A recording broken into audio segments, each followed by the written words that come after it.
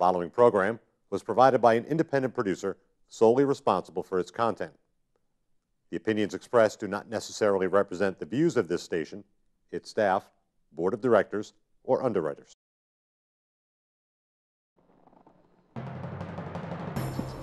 Every day, citizens around the country are faced with new dilemmas.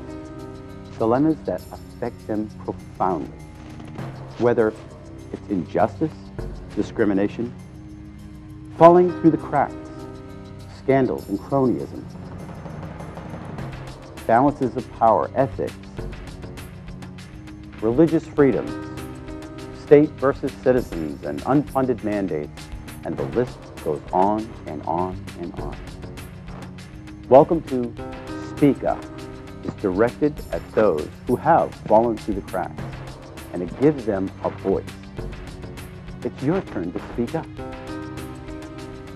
To stand up and fight back.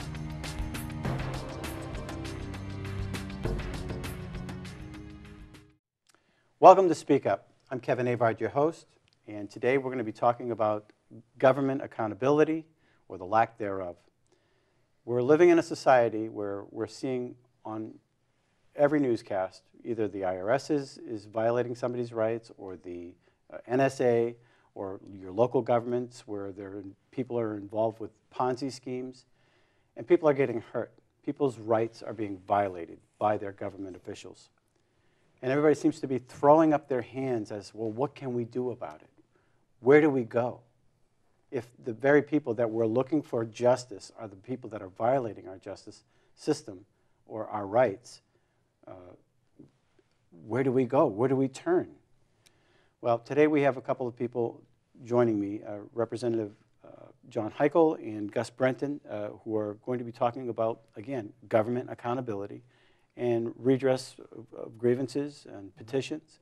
So welcome to the show, gentlemen. Thank you, Kevin. Good Well, to be here.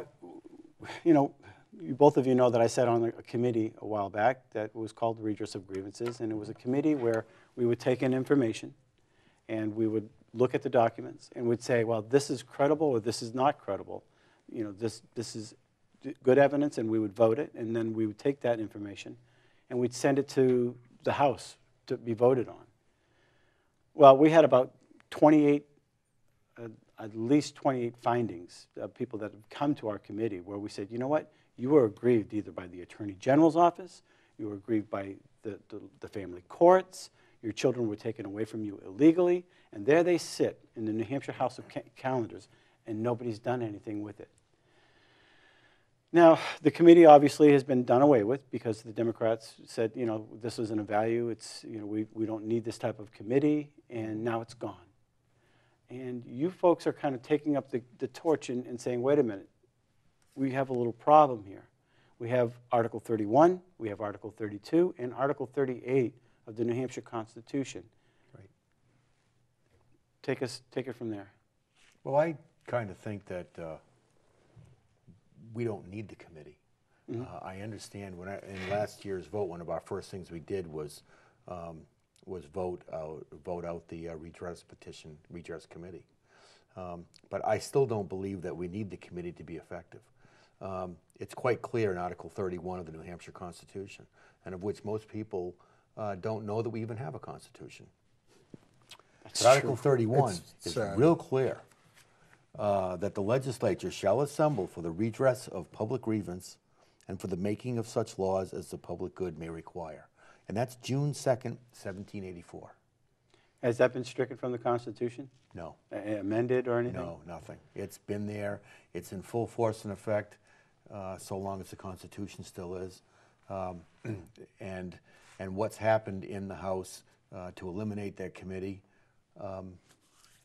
fine, eliminate the committee, but don't stop the people from having the opportunity to get redress when they've been wronged by the legislatures that have created the laws that wronged them. Right. Now if we go way back when we first formed this government, you can look that there are many places where, you mentioned this prior to us coming on the show, that people would come to the legislature to, hey, well, we need new muskets, or we need new this or that. They would come in with a petition for rusty muskets because they needed new muskets.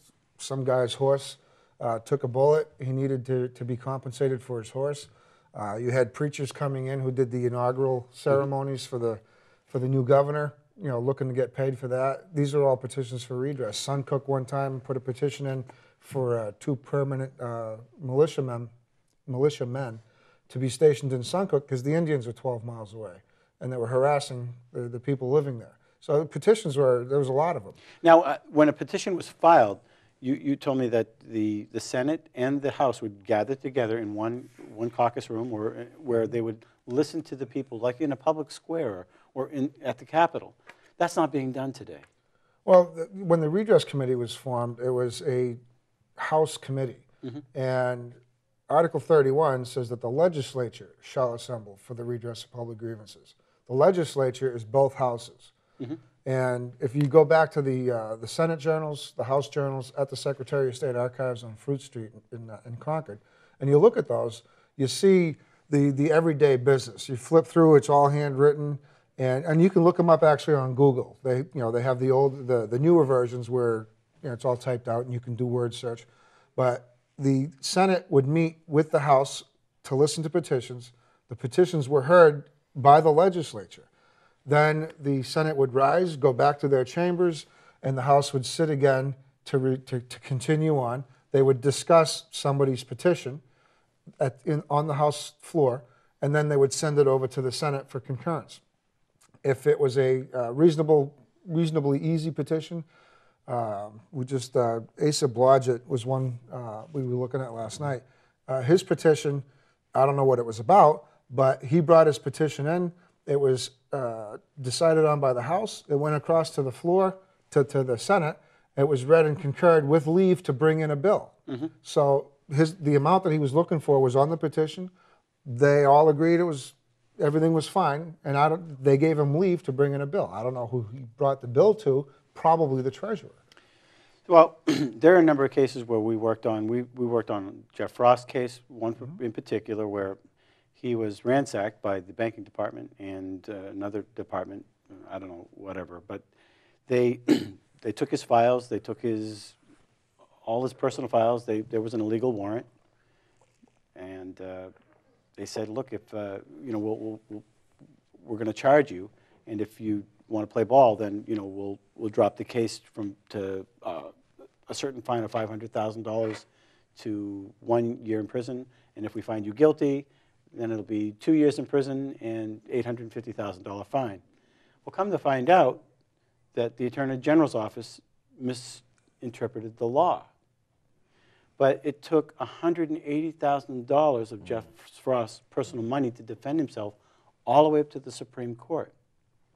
He filed a petition, and the Attorney General's office came, and they sat in our committee, Redress Committee, and Richard Head verbally said to me, as I asked him, well, what happened here? Well, we misinterpreted the law. Well, your misinterpretation of the law cost this gentleman $180,000. He still hasn't recouped that. In Article 32, it talks about the wrongs that people suffer. Right. And they need to be made whole, basically. Absolutely. Absolutely. Now, that petition was founded, and it's in the House calendar, but the Senate never saw it. How does that move over to the Senate now? Well, remember, what was the purpose of the Redress Committee? It was set up to be a committee that heard people's petitions, not necessarily, I don't know if you'd call them petitions, but you guys are getting, I was a petitioner. I was number 28, and John, Representative Hikel was my sponsor. You guys heard my petition, and it was founded. There was 3 counts against whatever it was. I don't want to get into my petition, but point is it was never heard by the legislature, right? And it was never sent for any kind of redress back to the House floor to be then concurred on by the Senate. So you guys were not even in the customer satisfaction business. I can get better satisfaction from Sears. I can buy a tie, bring it back, and get tired. And there was a lot of work that went into that. We listened to a lot of cases. We listened to it. We read a lot of documents. We saw a lot of proof, a lot of evidence. Ton of work, Kevin. Affidavits. It's a huge part of the smoke. and mirrors that go on all day. It's part of the things that we have that happens in Concord every day. You know, we go up there, we assemble, we vote, we argue over these things, we deliberate, debate, and at the end of the day, what really gets done? Right. And you know it. You were there for 2 years. All right, I was there. I'm there. This is my 6th year here, and you know, and you hear this over and over. And I watched these petitions go through the redress committee, and I had a problem with them because I was seeing nobody getting any redress whatsoever. I saw the whole process breaking down, not being the way that it was when it was in effect over a few hundred-year period of time, from the late 1600s on until the late 1800s or whenever that was. So you know, that's just part of that smoke and mirror show that goes on. And quite frankly, as a business owner, you know, we've all got important things to do in our life, and one of them is not to spend a day in Concord trying to deal with something that has absolutely no validity and cannot go anywhere, but it's just a place for all of us to assemble. And I look at that, I look at going to Concord as a real opportunity to make change and to do things for my neighbors and my friends in this great state of New Hampshire. Well, when they introduced the committee for redress, I mean, I ran over.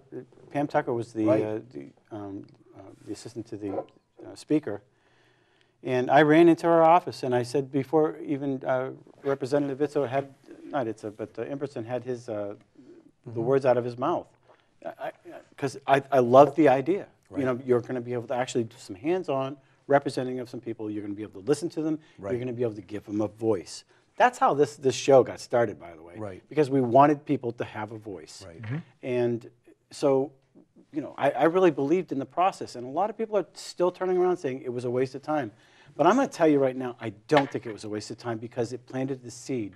It planted the seed of liberty and the idea that we have a process that was built in by the founders to give the people a voice when their government is out of line.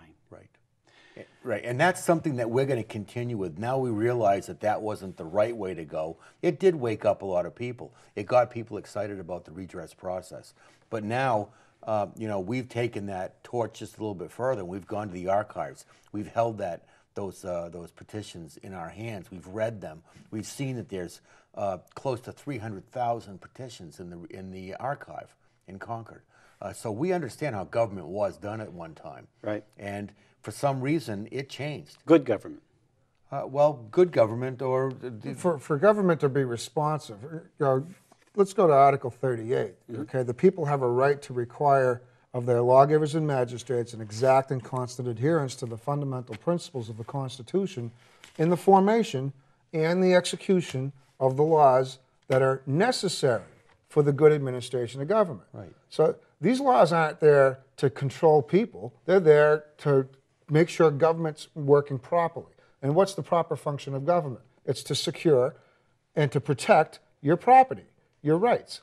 So in doing that, if they mess up by creating these laws, which are for the good administration of government, then Article 31 says that we have the right to go in before the legislature. They shall assemble for the redress of our grievances.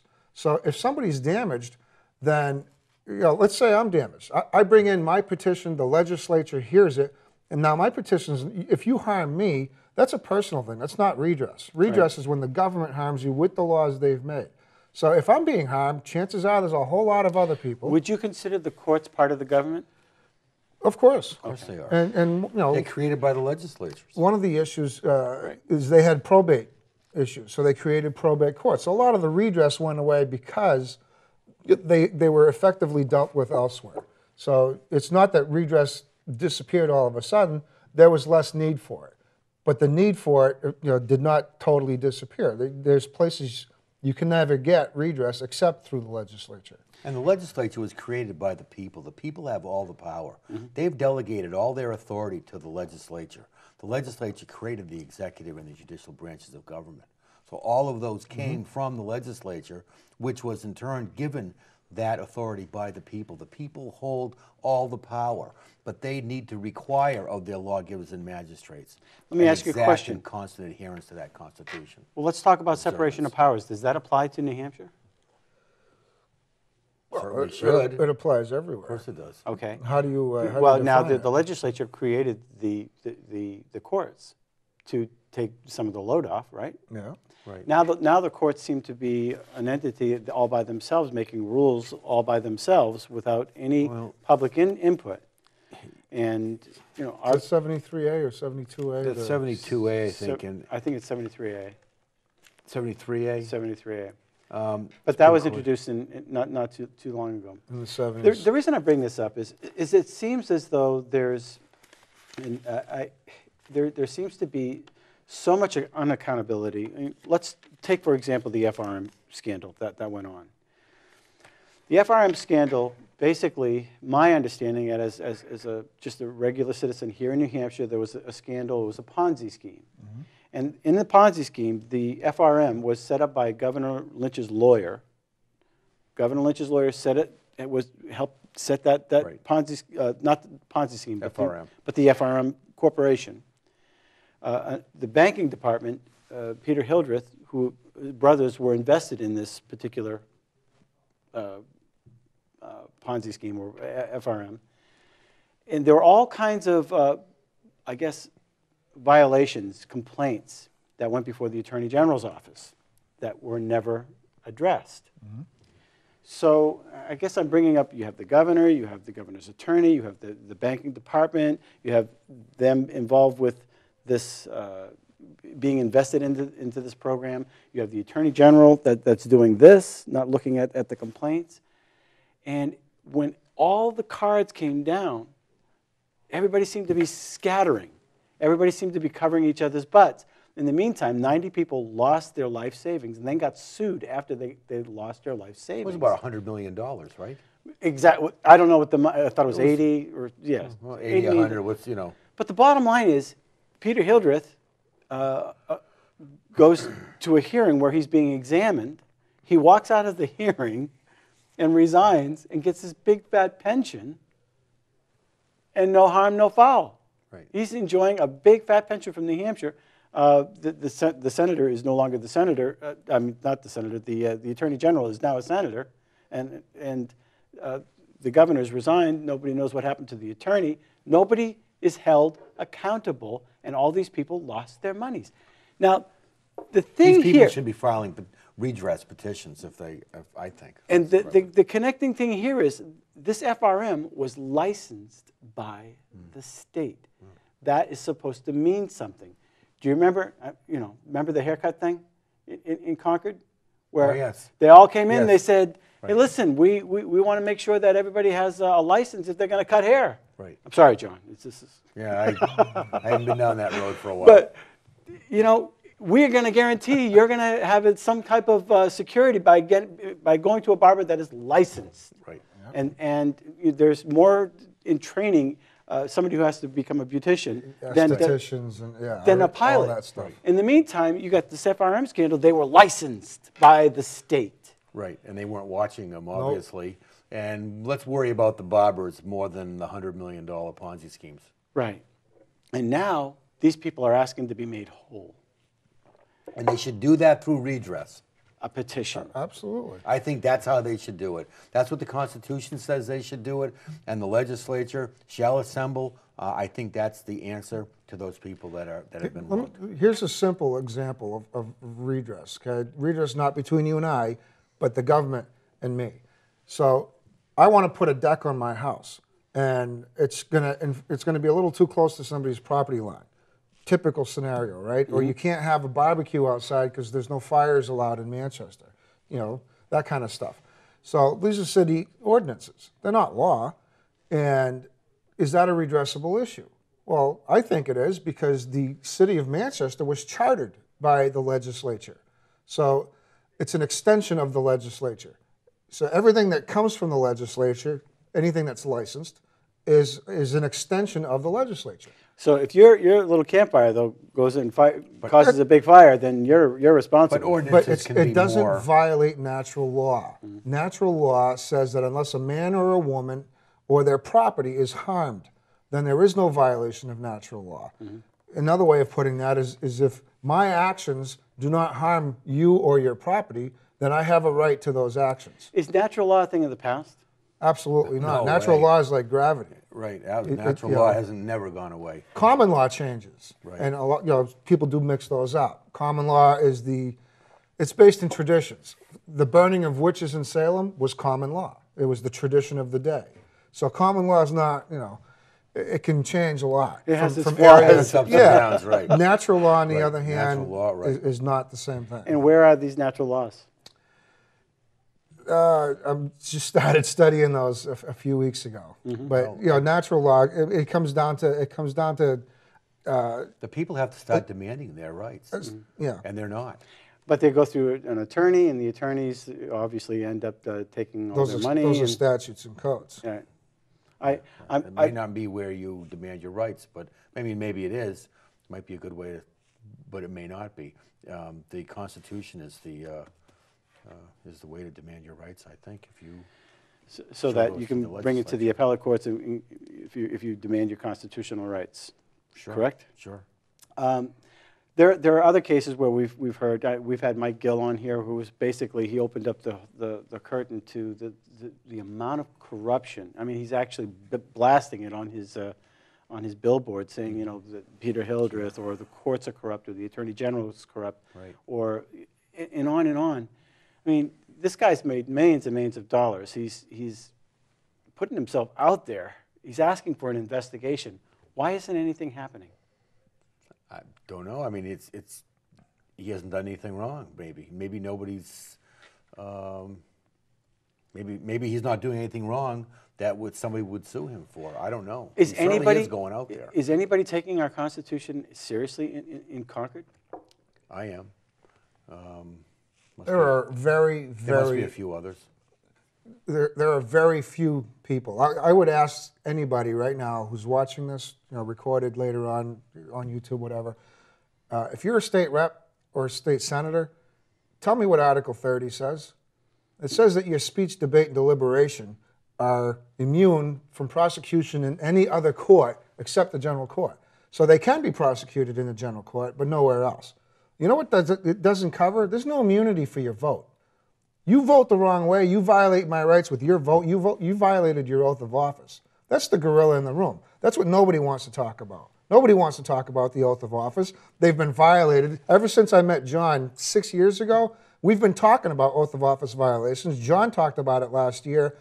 We met with Jack Kimball. He had the Honor Your Oath rally last year.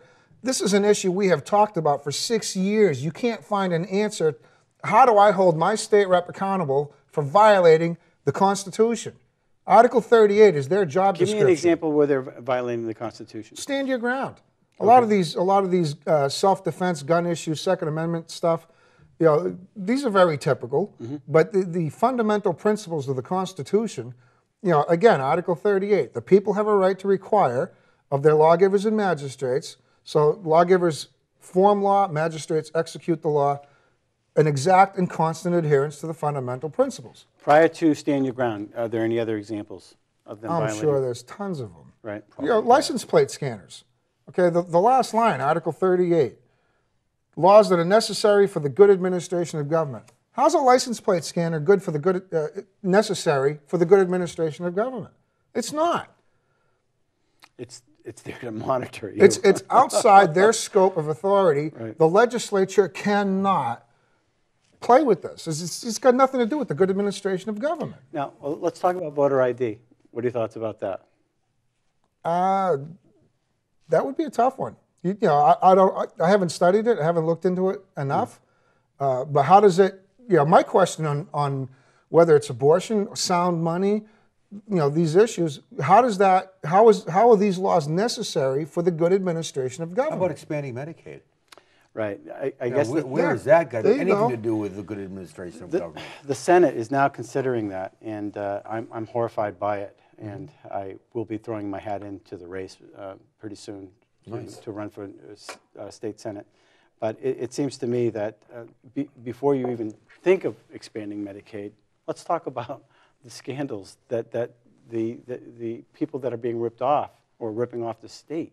There's all kinds of, we've had people on this show that we're talking about that work for Health and Human Services, ripping off the face of Medicaid and Medicare. We're going to add 50,000 people to the Medicaid roll.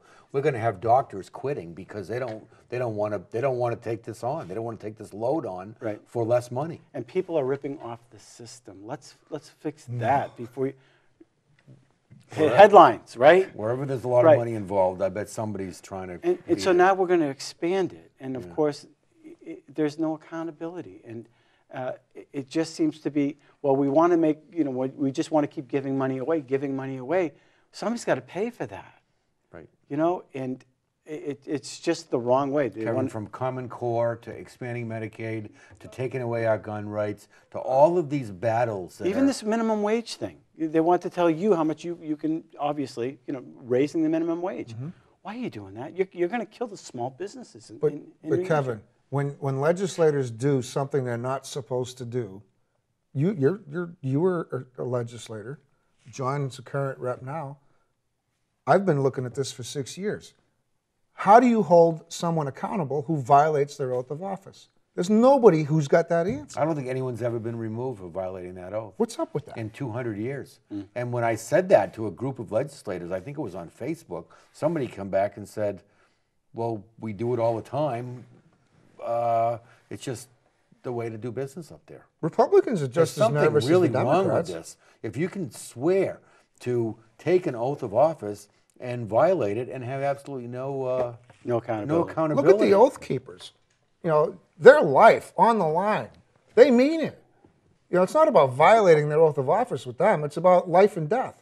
Right. And then you got people down in Washington, D.C. who took an oath that you can't hold them accountable to, and they could care less. So what are you guys doing? You set up a website for Redress. Well, an organization. After John sponsored my petition, I wanted to know what is Redress. So I went to the Secretary of State Archives, started reading, created a website about 3 years ago, and started putting the stuff that I found on there. I've been told by different state reps that some of my material was wrong, so I researched it some more, made some fine tuning. I've got some stuff I need to clean up right now. It's a learn as you go, all by myself. But with the redress process being the only accountability that we're ever going to have to hold somebody to their oath of office, John and I talked about this, and we need to get the word out. So we're doing presentations explaining redress from 1650 to 1951, roughly. 300 years of redress. The index at the Secretary of State Archives, the index of petitions, petitioners, is 2,917 pages long. 2,900 pages of just an index of the petitioners. I'm just trying to find huge. what happened in 1951 then that changed everything. Well, Legislative Services was created, right? Right around that same time. I don't know what the connection is. I haven't had a chance to do all the research, but Then they do it for us. we went from the 1950s to 2010, no redress. It wasn't available. Bill O'Brien becomes Speaker of the House. You guys voted in a redress committee. 2 years later, it's gone. I know. Come on. It's not funny. And it's not about whether the committee was good or bad. It's about redress. It's gone or not. Do we have it or don't we? Redress is mentioned in Article 10, where all effectual means of redress, Right. okay, your right to revolution. Well, redress is the last straw. It's supposed to be. And I'm not going to Article 10. I'm really not interested in going there. I believe it's possible to wake enough people up that redress will happen. I believe that. And so John and I are presenting redress. Are you going? That's a great point. I just want to read that if you don't mind. Right. Most people don't know that we have this. This is Article 10, government being instituted for the common benefit, protection, and security of the whole community, not for the private interest or emolument of any one man, family, or class of men. Therefore, whenever the ends of government are perverted and public liberty manifestly endangered, and all other means of redress are ineffectual, the people may and of right ought to reform the old or establish a new government.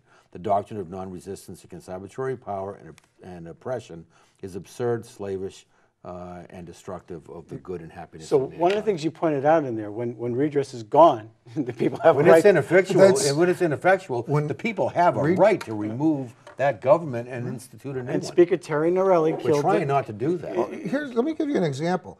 The Bill of Rights to the United States Constitution, all right? First Amendment talks about your right First to petition. Amendment, then there's a second, a third, the fourth. Well, there's this doctrine in law that says whatever comes first takes precedent over the next thing. Right. So I wanted to see, I just found that out maybe 3 or 4 weeks ago. So I looked at the Bill of Rights and thought, what came first? What came first is your right to speech. All right, and I'm sorry. Freedom of religion. It's not. It's the government shall not respect any particular religion. Mm-hmm. So religion is your conscience, really. So they're not going to respect one person's idea of right and wrong over somebody else's. That's what it comes down to. So whatever your conscience says, which is our Article 4 of our Constitution, right to conscience, whatever that is, you have the right to publish that in the newspaper and to speak about it. So if the government's doing something you don't like, put it out there. Right. And if they don't listen, what do you do next? You have a petition. Petition. So religion, First speech, Amendment. petition. Now, what happens when you put a petition against the government? If you piss them off, they're going to come after you. That's why you need the Second Amendment.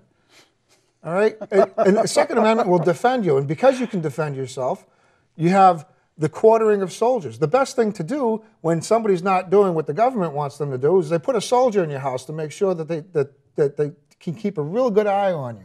Well, if they can't keep a soldier in your house, the next thing is to take your stuff out. So we have the 4th, 5th, and 6th Amendment, which protect our property, our persons, our effects, our papers, our evidence. The evidence that we need for the 7th Amendment suits at common law, where you can sue your government, which is really going to get nasty. And what are they going to do? Well, they're going to come after you. They're going to arrest you, which means you need Article 8 to protect you from unreasonable bail and cruel and unusual punishment. There's a logical progression there. People need to wake up and realize it's not just a Second Amendment issue. Right. It's not just a redress issue. You Look take at the one whole piece thing. of the puzzle out, it breaks the chain. It messes things up pretty bad. Right. But you got to look at the whole picture. So you have classes or webinars or what do you? Right now, we're looking for venues to speak at. We've been working at Area 23 in Manchester, the informal university, and that's our home venue. And we're pulling people together, and in doing so, we've been invited to go speak at other places. This past week and a half ago, we were at the Brookline Mason Republican Committee. We were at the 912 Project last night, the Rochester 912. How was the turnout to that? It was good. Bob Smith was there. I think he drew a good crowd, and we took advantage of that. Okay. Yeah, it was great. It was great to have the airtime to speak. But We've been invited to go to places throughout the state. Right. There are groups, there are people waking up right now. People want to know what this Constitution says and what it means and how it affects them. Now, the ACA, the Obamacare, I mean, talk about violating people's conscience. I mean, they're going after nuns. I mean, if they refuse to pass out the condoms or birth control, whatever you want. It's out of control, Kevin. The whole thing is out of control, and it goes back to that Constitution. And I keep saying that this is not the radical group of people that believe in this Constitution. This is the centrist of the entire process. Everything away from this Constitution, I think, is radical. Of course, and then they'll turn around like projection, and if you say, well, here's the Constitution, well, you're called a radical, and really Well, they have to because they can't say anything else about it. they don't have a logical argument. Right. Article 7, if you look at Article 7 on here, all right, it says that unless it is expressly delegated to the United States, they don't have the authority to do it. They're usurping that authority. every day. Exactly. Every day. We have the right to nullify it with the Bill of Rights, the 10th article of the Bill of Rights, but our own Constitution says that unless it's expressly delegated to the United States, that they don't have the right to bring it in. And we all don't have of to the listen to people that. have all of the power. And if you are in another town, if you're in Nashua, call your representatives and ask them, what do you know about the Constitution? Tell me how you're going to represent me and how you're going to use this Constitution. Or your senator. Or call your senator or find out what they know. If they don't know, then vote them out. Right. Vote anybody else in that at least has some sort of an understanding of this unbelievably great document. Gentlemen, close us out with some final thoughts here. What are we? The website is nhredress.info. Yep. And you can see a video on that, I believe. Is that where we put that video? Of nhredress.info.com and .org. These are three different places. You can get access to the material differently. The .com right now is directed. You signed, Kevin, thank you, and John, thank you. You guys signed the commitment to support the unadulterated redress process as evidenced through the state archives. Right. And so that's .com. So send your state rep, legislator, federal, whatever, nhredress.com, and ask them to sign, to pledge to support the redress process. And how will they support it? They support it when it comes up. You know, we need to get it back. I don't know how we're going to get it back. Right. You know, the numbers are crucial. Email us. Let us know you're listening. We're not looking for money. Right. We're not looking to raise money. This isn't a PAC. We're not trying to get Democrats, Republicans, Democrats, Independents, Republicans. Libertarians, Doesn't matter. everybody. everybody. This is everybody's book. This is the people's Redress book. not This is not partisan at all. Right. Exactly. And I Not wanted, at all. I wanted to bring that up. Not at all. People are being foreclosed on wrongfully. Yep. Okay, Marie Marie Miller, you've had Miller, her here. yep. All right. I don't know if she's a Democrat or a Republican. I really don't care. I never ask them. We don't care. I never It ask doesn't them. matter. They We come on help this them. show. They come on the show. I don't ask them. Right. I help Does people it matter all the when time. you lose your house? No. They need fuel. They need something. Something is wrong in their life. I help them whatever I can do Right. in my capacity as a legislator. Right. I don't ask them their party. I could care less. Gentlemen, thank you very much, and I want to thank our viewers for watching Speak Up. Listen, it's time for you to know your rights and start exercising your rights. It's critical because this monster is growing, and that monster is the government. And the government, out of control, will do whatever it will. And, you know, the waking up of America, this is the time. This is the time. New Hampshire, obviously this is a local show, but we need to let our government officials know that we're educating ourselves on the Constitution. We're educating ourselves on the rights, and we want to make you know that we're out there. And you're not alone. If you feel that there's something wrong, your gut's probably right. So anyway, this is Speak Up. If you have a story you want to tell, come on the show. Email me at speakupnh@gmail.com. Until next week, thanks for watching. Thank you for watching this episode of Speak Up. We also want to thank our sponsor, Center for Redress of Grievances, LLC. You can reach them at www.centerforredress.com. If you want more information about Speak Up or want to be a guest, you have something to say, contact us at speakupnh@gmail.com. And thanks for watching. Until next week.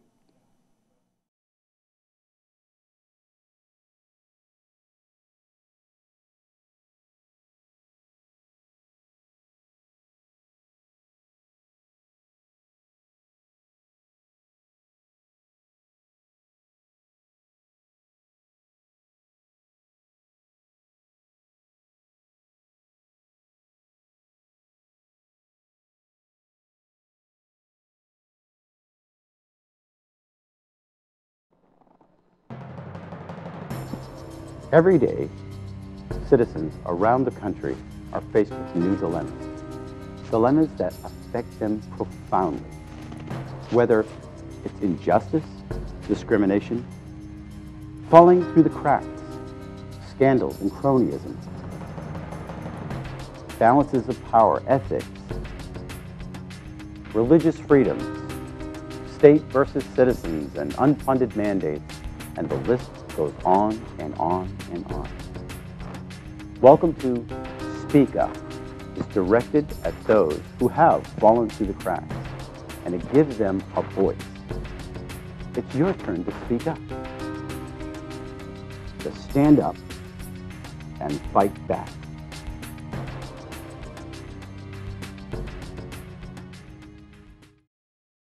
The preceding program was provided by an independent producer solely responsible for its content.